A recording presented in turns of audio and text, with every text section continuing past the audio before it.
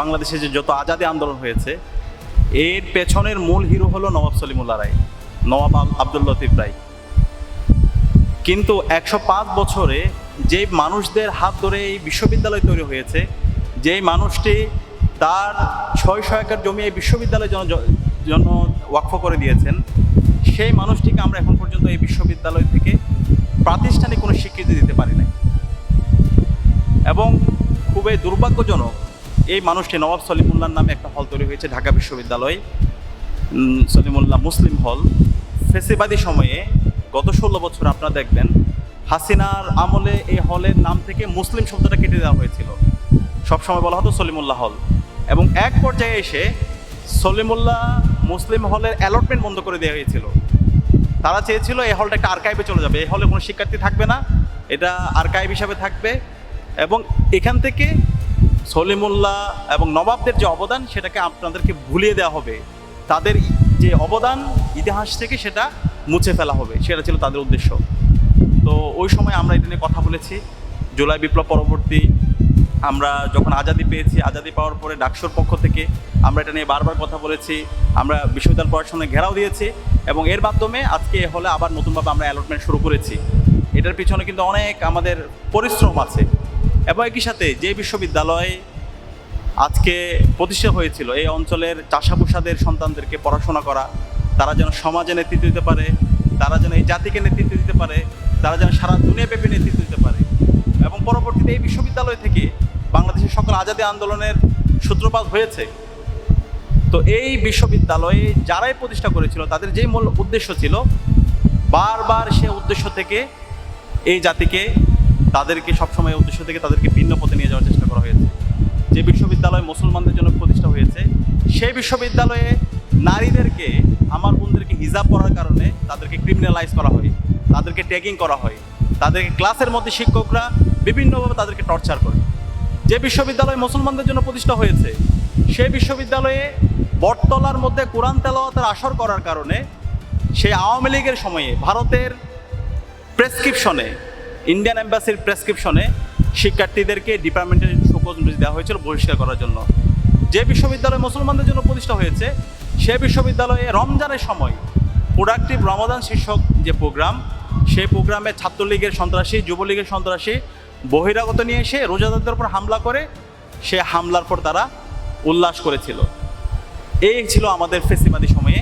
এবং বিশ্ববিদ্যালয় প্রতিষ্ঠার পর থেকে এই বিশ্ববিদ্যালয়ের শিক্ষার্থীদের বিভিন্নভাবে যে ইসলামের যে সিম্বল আছে, ইসলামের যেই কালচারগুলো আছে, সেই সবগুলোকে ট্যাগিং করা হয়েছে, ক্রিমিনালাইজ করা হয়েছে, সেই সবগুলোকে সবসময় বিভিন্নভাবে অপরায়ণ করা হয়েছে। তো আজকে জুলাই বিপ্লব পরবর্তী আমাদের একটা ডেমোক্রেটিক এনভায়রনমেন্ট এসেছে, আজকে আমরা আজাদি পেয়েছি। তো বিপ্লবের পরে আমাদের উদ্দেশ্য ছিল এই বিশ্ববিদ্যালয়ের যে মূল হিরো, যাদের মাধ্যমে আজকে আমরা এই ঢাকা বিশ্ববিদ্যালয় পেয়েছি, আমরা তাদেরকে স্বীকৃতি দিতে চাই, আমরা তাদেরকে প্রাতিষ্ঠানিকভাবে স্বীকৃতি দিতে চাই, আমরা এবং তাদের কথাগুলো বারবার আমরা স্মরণ করতে চাই।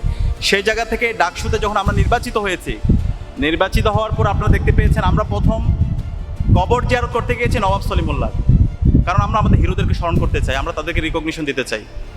এবং আমাদের শহীদদের, মহান মুক্তিযুদ্ধ শহীদদের কবর জিয়ারত করেছি, 24শে জুলাই বিপ্লবের শহীদদের আমরা কবর জিয়ারত করেছি এবং এর মাধ্যমে আমরা আমাদের কাজ শুরু করেছি। এবং দায়িত্ব নেওয়ার পরে আমরা চেষ্টা করেছি নবাব সলিমুল্লাহ এবং নবাবদের যে অবদান, সেগুলোকে আমরা একটা স্মারকের মাধ্যমে আমরা এটাকে তুলে ধরবো এবং এটার মাধ্যমে, যেটা 105 বছর ইতিহাসে কেউ করে নাই, সেটা আমরা করে ইতিহাসের একটা গুরুত্বপূর্ণ দলিল হিসাবে সেটা আমরা লিখে যাব। তো সেই জায়গা থেকে ডাকসুর সাহিত্য সম্পাদক মুস্তাদিক আলী ইবনে মোহাম্মদ রাত দিন এক করে আজকে আমাদের ইশারাত মঞ্জিল, এই স্মারক গ্রন্থের মোড়ক উন্মোচন আমরা করতে যাচ্ছি।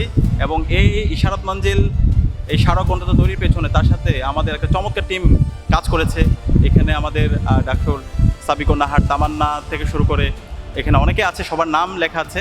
আমি সবাইকে আন্তরিকভাবে ধন্যবাদ জানাচ্ছি যারা রাত দিন এক করে কাজ করেছেন। এখানে আফসানা আক্তার, মিফতাহুল হোসেন আল মারুফ, জাহিদুল হক, আল মামুন, রিয়াদুল ইসলাম জুবা, হুসেন আহমদ জুবায়ের, এবি জুবায়ের, সাইমুন ফেরদৌস, আশফাকুল্লাহ আসিফ, সোহাইল মাহাদির, তারা অক্লান্ত পরিশ্রম করে, এবং মীর সাব্বির হাসান সহ যারা কাজ করেছেন এবং প্রকাশক সহ যারা আছেন, আমি সবাইকে আন্তরিকভাবে ধন্যবাদ জানাচ্ছি।